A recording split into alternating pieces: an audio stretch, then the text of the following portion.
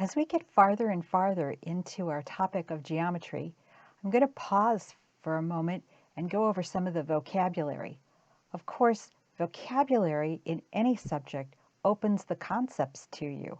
When you understand what the words mean, you're going to be able to understand the concepts of the subject. We've spent some time now taking notes when you're writing. So when you're actually reading from a textbook, you're going to be able to stop, jot a note, and then go on.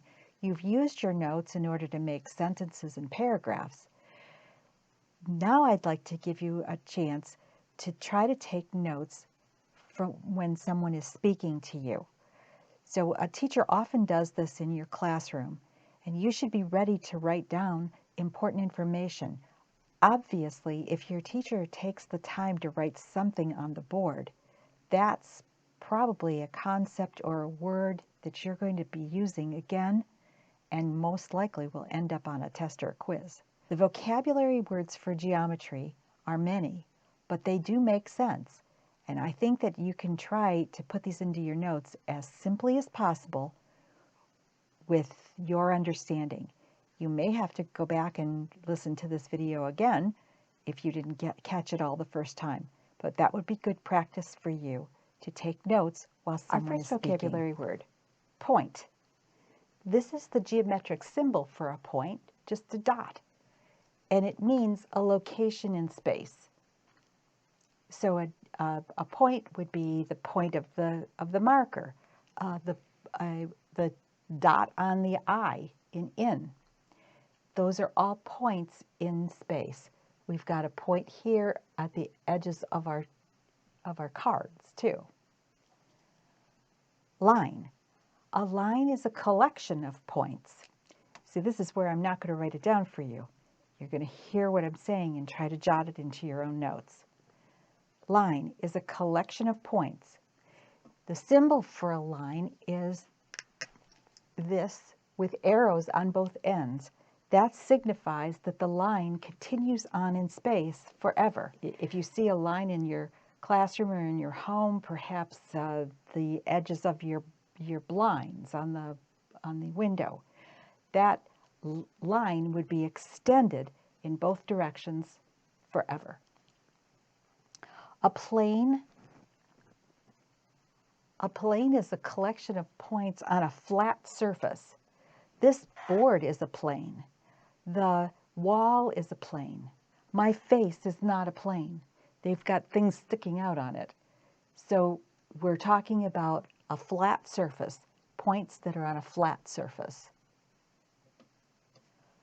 A ray and a half line are sort of interchangeable. I hear this a lot where they sometimes call it a ray, sometimes call it a half line, where the ray has an end point here, a point where it starts or stops, and then it extends into space in one direction. So the line goes in both directions. A ray has an end point, and then it goes in one direction forever. Same with the half line. A line segment. Here's the symbol for a line segment. It's a portion of a line. We've got an end point on both sides of it, so just this section of the line is what we're talking about when we are talking about a line segment. So that has a finite beginning and ending, and then it's all the points that are in between. Congruent, the symbol for congruent is an equal sign with a squiggle on the top of it. In geometry, we don't call things equal to each other unless we're talking about a measurement.